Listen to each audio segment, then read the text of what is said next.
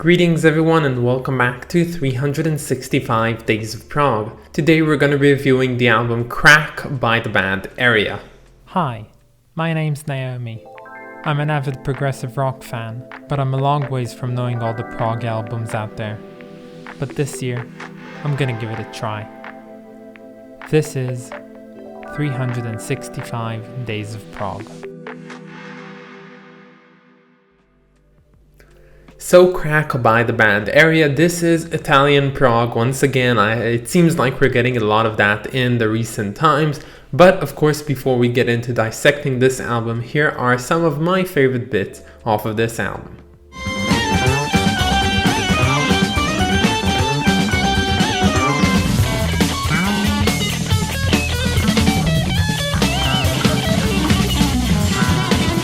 So, as I said, this is again another Italian prog album. Now, as we already mentioned, Italian prog is still prog, but it is a subgenre of it because there's an extensive world of a lot of bands and music made in Italy in the 70s and later on, which features some of the best prog music there is out there, but it is less known because it comes from the foreign world, which is not the English-speaking world like the US and Britain. And when it comes to Crac by Area, this is no more than, let's say, a fusion album, which takes a lot of inspiration from a lot of different genres and motives and puts them all together. Now, this album really does put a big, giant emphasis on the idea of experimentation.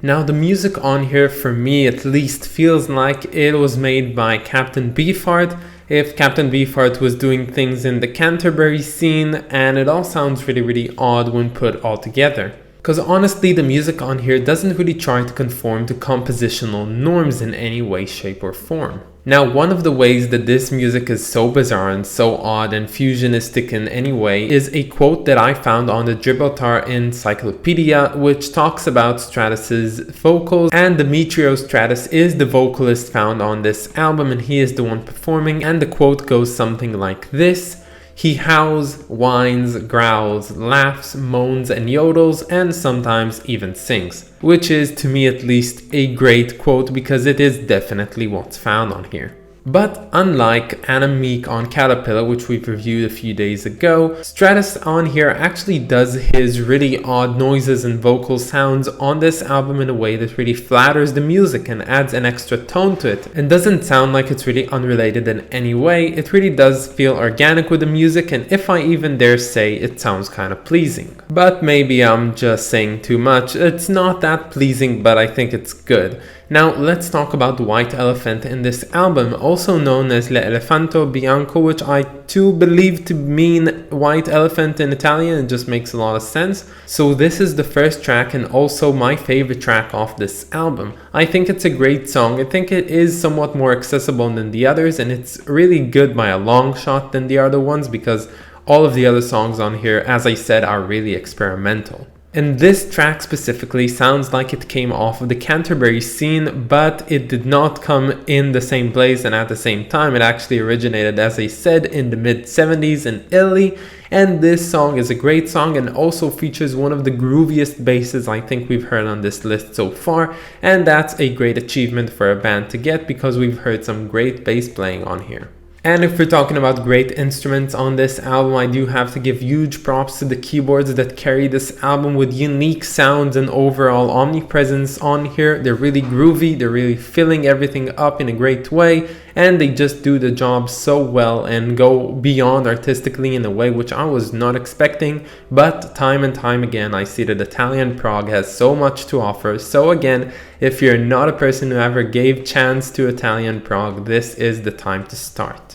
But all in all, with the days over, this still is a fusion album, and it's pretty hardcore fusion album at that, and my ear is not accustomed to this type of sound quite yet. And although after one listen I still did not understand the sounds and the music I found on here, I think that a few listens more would really get me into the groove of things.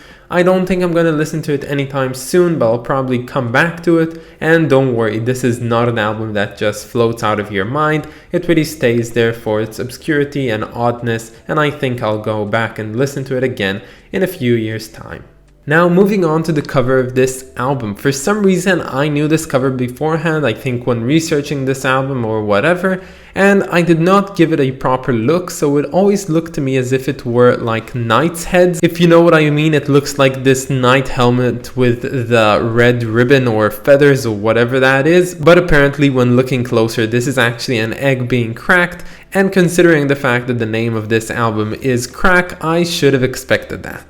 And also I really like the comic book aesthetic of this cover, which really doesn't fit with the 70s, at least in my mind for some reason. It doesn't feel like anything you'd find off of a prog album in the 70s, so I guess the innovation on that front is really cool and totally makes this album stand out from the rest. But all in all, when it comes to the music on here, the rating for this album for me would be a yet unacquainted 6 out of 10. Give me some time and I'll realize whether I like this album truly or I hate it truly, but until then, this album gets a slightly more than mediocre score. But that is about it, guys. I hope that you enjoyed this one, and stay tuned for tomorrow because we're going to be listening to Light of Day, Day of Darkness by the band Green Carnation. But that is about it, guys. I hope that you enjoyed this one. Have a wonderful day and I'll catch you all tomorrow.